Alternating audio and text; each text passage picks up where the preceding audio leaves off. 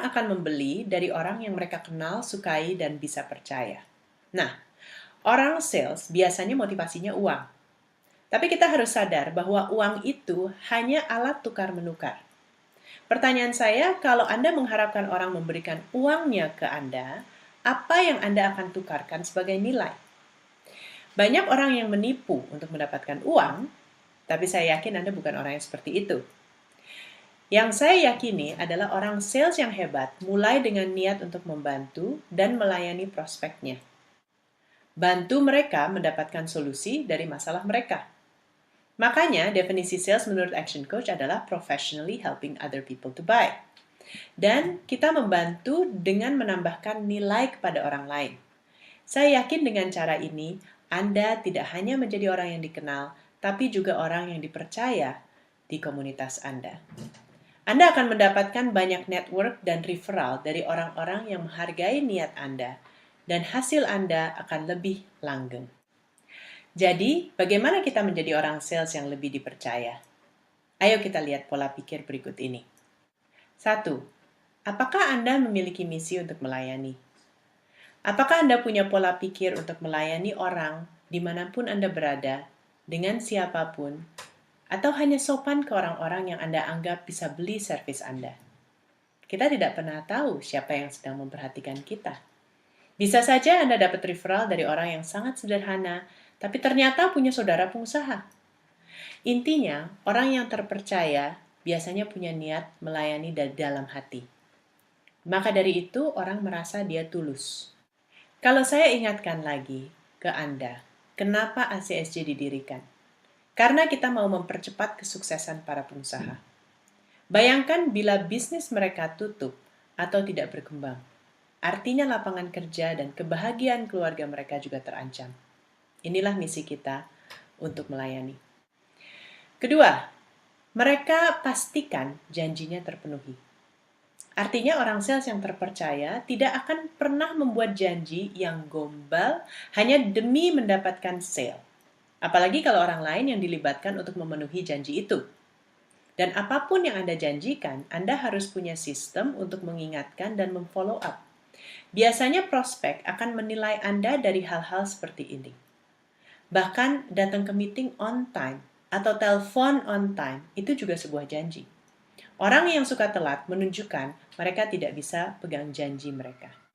3. Mereka investasi waktu untuk mengerti kebutuhan prospek dan prospek juga merasa didengarkan dan dimengerti. Banyak orang sales terlalu banyak bicara. Mereka mau menjelaskan benefit service mereka dan sebagainya. Bila Anda mulai dengan mendengarkan dan meyakini prospek bahwa Anda benar-benar mengerti kebutuhan mereka, maka mereka juga akan merasa bahwa Anda benar-benar tulus. Pada saat Anda menawarkan sesuatu, mereka yakin Anda menawarkannya dengan telah mengerti kebutuhan mereka. Orang sales yang senang bicara, merasa semakin mereka bicara, semakin kelihatan kompeten. Ingat, orang itu akan lebih tertarik untuk bicara tentang diri sendiri daripada mendengarkan teori dan benefit dari orang lain.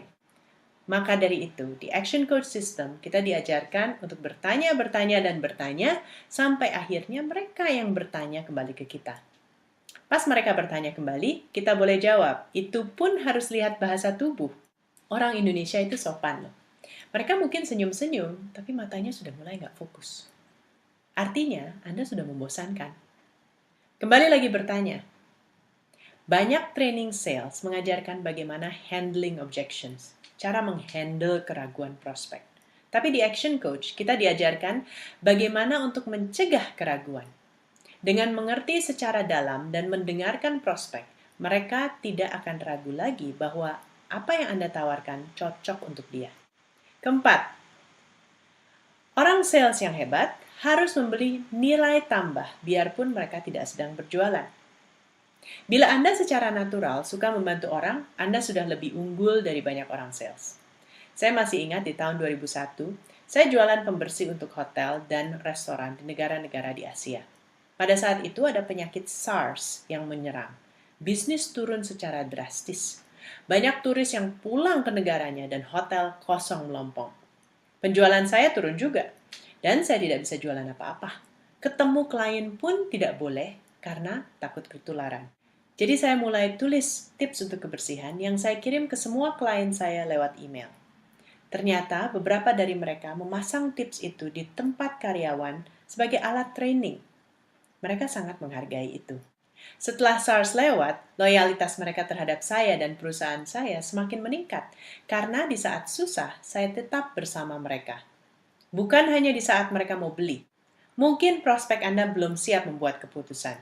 Apa nilai tambah yang Anda akan terus berikan untuk tetap keep in touch dan membuat mereka merasa bahwa Anda tetap peduli?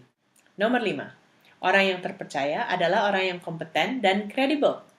Gimanapun sikap Anda, pengetahuan tentang bisnis dan cara bertanya itu penting.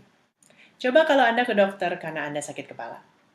Dokternya keren, bajunya profesional, dokternya baik, kantornya bersih di daerah yang mahal.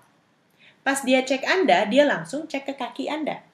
Dia tanya-tanya banyak tentang kaki Anda, berapa tebal kulit kaki Anda, apakah kaki Anda sering gatal. Padahal sudah jelas Anda tadi bilangnya Anda sakit kepala. Terus Anda tegaskan, "Dok, kan saya sakit kepala." Dokter jawab, "Oh iya ya. Oke, mana tangan Anda? Suka gatal nggak? Jari-jarinya sering merah-merah nggak?" Ya ampun, dari kaki ke tangan, tapi nggak sampai kepala. Biarpun keren dan baik, pasti Anda sudah kehilangan kepercayaan. Ini dokter gimana sih? Kok nanyanya nggak relevan? Perhatikan analogi ini. Pada saat di klinik dokter, biasanya dokter pintar bertanya. Jarang dia benar-benar menjelaskan segala detail tentang penyakitnya. Kita sudah percaya dia karena pertanyaannya tepat. Bahkan tanpa dijelaskan terlalu detail, kita sudah mau beli dan minum obatnya. Sama dengan di bisnis ini.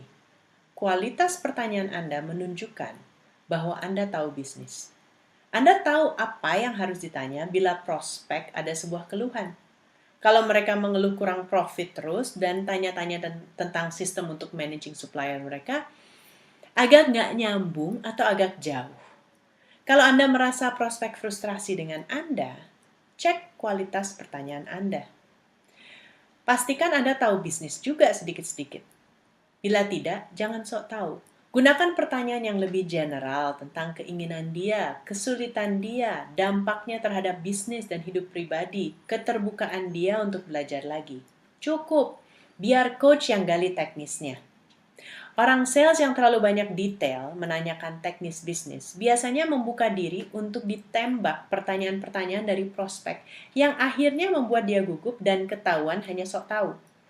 Mendingan pelajari skrip yang ada di ACSJ dan tetaplah dengan itu. Coach yang kompeten tentang bisnis, Anda kompeten untuk menggali kebutuhan dan kemauan orang untuk melangkah berikutnya. 6. Orang yang dipercaya mendapatkan banyak testimoni dari orang lain. Anda semua bisa buka account LinkedIn. Saya rekomen Anda buka dan Anda mulai connect dengan klien dan prospek Anda. Bila mereka suka dengan Anda, minta mereka tulis sebuah testimoni. Mungkin tentang follow-up Anda, kesopanan Anda, profesionalisme Anda. Jadi kalau Anda bertemu dengan prospek lain, Anda bisa menggunakan testimoni tersebut untuk meyakinkan bahwa Anda adalah orang yang dipercaya orang lain. Selain percaya dengan action coach, prospek harus pertama percaya kepada Anda. Kalau Anda mau lihat, silakan search nama saya di LinkedIn dan Anda akan melihat testimoni-testimoni saya. Kita di bisnis ini akan banyak membantu orang bila kita dipercaya. Sebelum Anda memburu ilmu dan strategi tentang sales, silakan berintrospeksi. Apakah selama ini Anda memancarkan energi yang membuat orang nyaman untuk percaya dengan Anda? Ataukah Anda terlalu asik dengan diri Anda, cerita Anda sendiri, sampai Anda lupa tentang orang lain? Sukses bukan dikejar, tapi ditarik. Kita menarik sukses dengan menjadi orang yang dengan sikap jujur, melayani, terpercaya. Anda akan menjadi magnet yang dipercaya orang-orang yang mau meningkatkan bisnisnya, dan dengan demikian Anda akan mencapai sukses. Silakan, tulis 5 ilham tentang membangun reputasi yang bisa dipercaya. Matikan dulu video ini dan tuliskan 5 ilham Anda di kertas.